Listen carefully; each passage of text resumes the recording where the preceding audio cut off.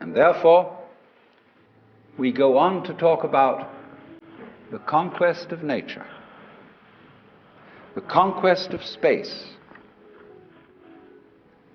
and view ourselves in a kind of battle array towards the world outside us. Now, actually, it is absolutely absurd to say that we came into this world. We didn't. We came out of it. What do you think you are? Supposing this world is a tree. Are you leaves on its branches, or are you a bunch of birds that settled on a dead old tree from somewhere else? Surely, everything that we know about living organisms from the standpoint of the sciences shows us that we grow out of this world, that we, each one of us, are what you might call symptoms of the state of the universe as a whole. But you see, that is not part of our common sense. Western man has for many centuries been under the influence of two great myths. When I use the word myth, to me the word myth signifies a great idea in terms of which man tries to make sense of the world. It may be an idea, it may be an image. Now, the two images which have most profoundly influenced Western man are, number one, the image of the world as an artifact, like a carpenter's table or a jar made by a potter. Indeed, in the book of Genesis, there comes the idea that man was originally a clay figurine made out of the earth by the Lord God, who then breathed into this clay figurine and gave it life. And the whole of Western thought is profoundly influenced through and through and through by the idea that all things, all events, all people, all mountains, all stars, all flowers, all grasshoppers, all worms, everything are artifacts.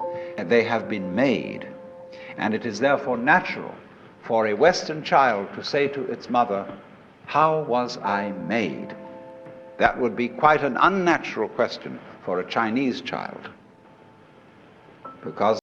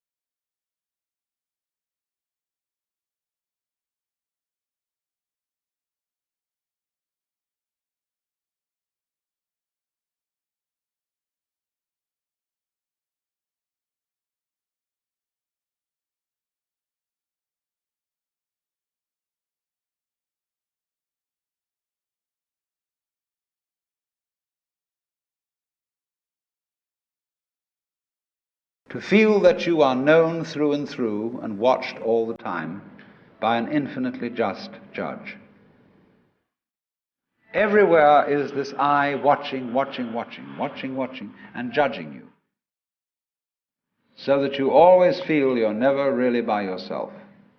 But the old gentleman is observing you and writing notes in his black book. And this became too much for the West. It became oppressive. They had to get rid of it. And so instead, we got another myth, the myth of the purely mechanical universe. This was invented at the end of the 18th century. It became increasingly fashionable throughout the course of the 19th century and well into the 20th century, so that it is today's common sense. Very few people today really believe in God in the old sense. They say they do, but they really hope there is a God. They don't really have faith in God. They fervently wish that there was one and feel that they ought to believe that there is. But the idea of the universe being ruled by that marvelous old gentleman is no longer plausible. It isn't that anybody's disproved it, but it just somehow doesn't go with the vast infinitude of galaxies and the immense light-year distances between them and so on. So instead, it has become fashionable, and it is nothing more than a fashion, to believe that the universe is dumb, stupid, that intelligence, values, love, and fine feelings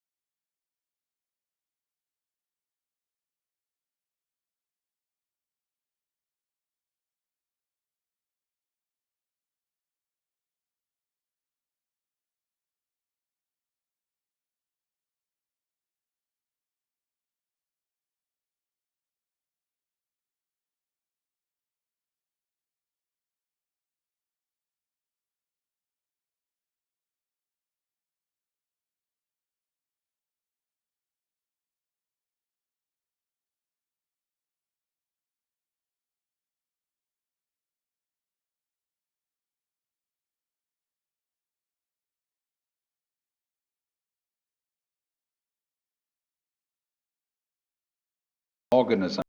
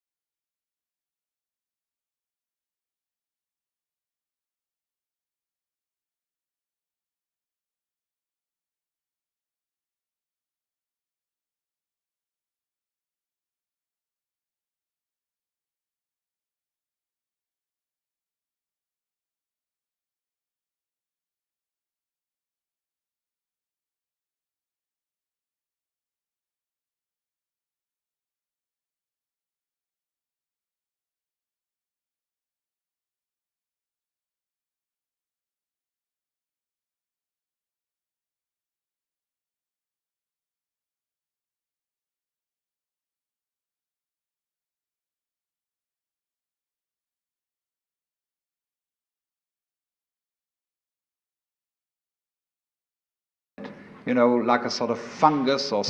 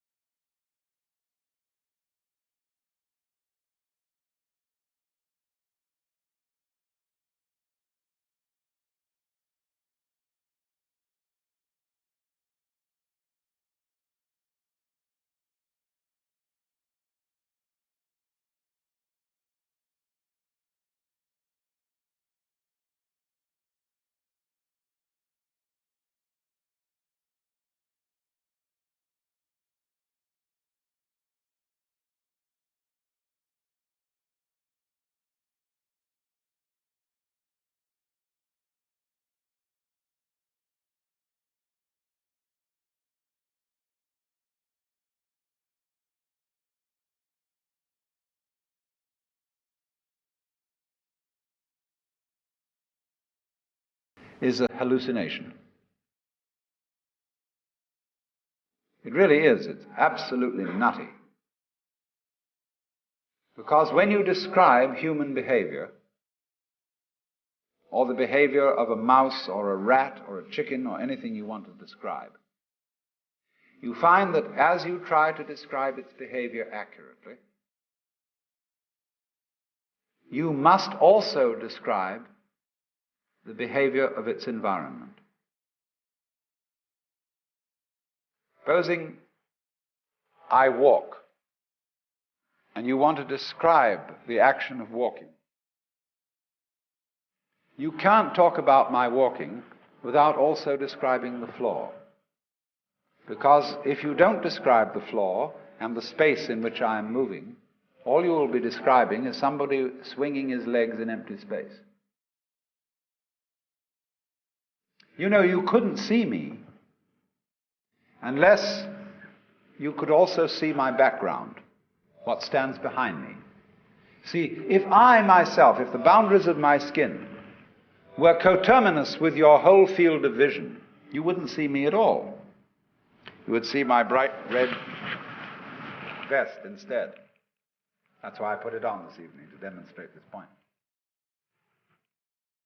And that would be the thing that filled your field of vision, that was the thing standing there. You wouldn't see me, because in order to see me, you have to see not only what is inside the boundary of my skin, but you have to see what is outside it too. Now that's terribly important. Really, the fundamental, ultimate mystery, the only thing you need to know to understand the deepest metaphysical secrets, is this: that for every outside there is an inside, and for every inside, there is an outside. And although they are different, they go together. There is, in other words, a secret conspiracy between all insides and all outsides, and the conspiracy is this: to look as different as possible, and yet underneath to be identical, because you don't find one without the other. Like Tweedledum and Tweedledee agreed to have a battle. Note that, agreed. So there is a secret. What is esoteric, what is profound, and what is deep is what we will call the implicit. What is obvious and on the open is what we will call the explicit. And I and my environment, you and your environment, are explicitly as different could be. But implicitly, you go together. And this is discovered by the scientist when he tries, as the whole art of science is to describe what happens exactly. And when he describes exactly what you do, he finds out that your behavior is not something that can be separated from the behavior of the world around you. He realizes then that you are something that the whole world is doing. Just as when the sea has waves on it, all right, the sea, the ocean is waving.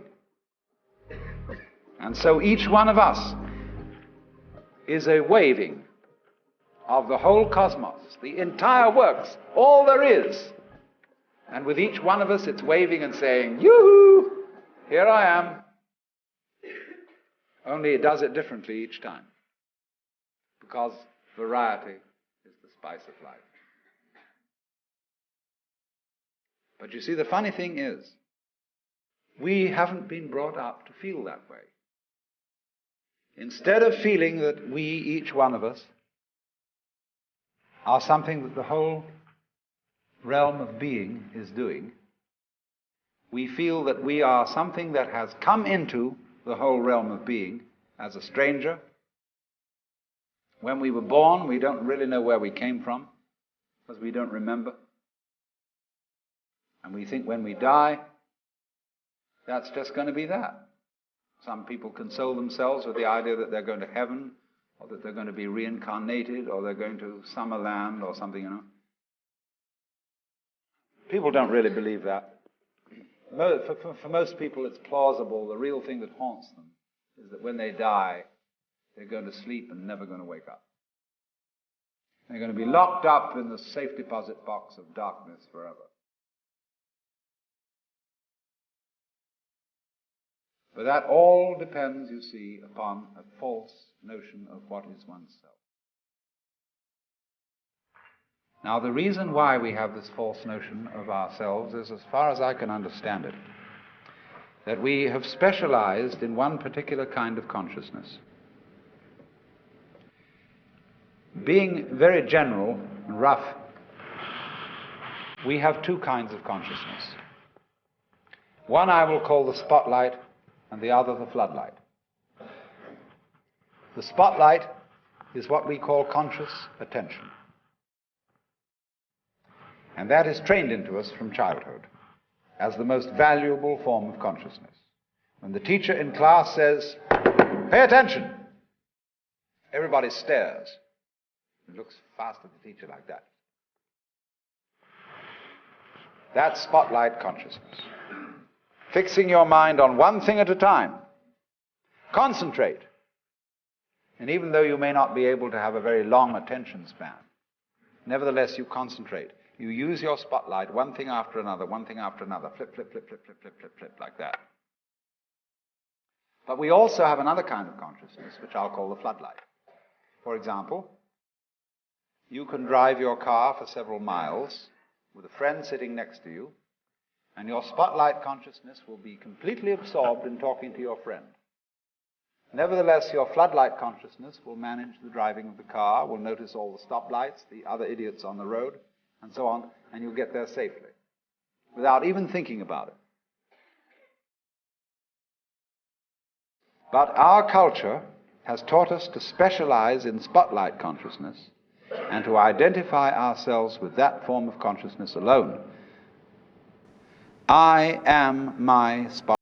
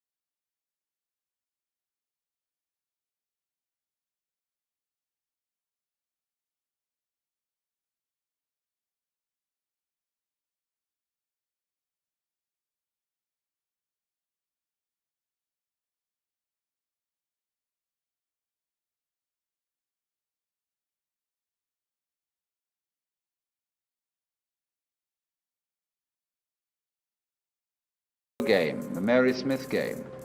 It plays the beetle game, the butterfly game, the bird game, the pigeon game, the fish game, the star game. Just like these are games that differ from each other, just like backgammon, whist, bridge, poker, pinochle, or like waltz, mazurka, minuet, and so on. It dances with infinite variety. But every single dance that it does, that is to say, you is what the whole thing is doing. But you see, we forget it. We don't know. We've been brought up in a special way so that we are unaware of the connection, unaware that each one of us is the works, playing it this way for a while. And so we have been taught to dread death, as if that were the end of the show. It won't happen anymore. And therefore to be afraid of all the things that might bring about death, pain, sickness, suffering. And if you don't know, you see, if you're not really vividly aware of the fact that you are basically the works, you have no real joy in life. You're just a bundle of anxiety mixed up with guilt. Because you see, when we bring children into the world, we play awful games with them. Instead of saying, how do you do? Welcome to the human race. Now, my dear, we are playing some very complicated games. And these are the rules of the game we play.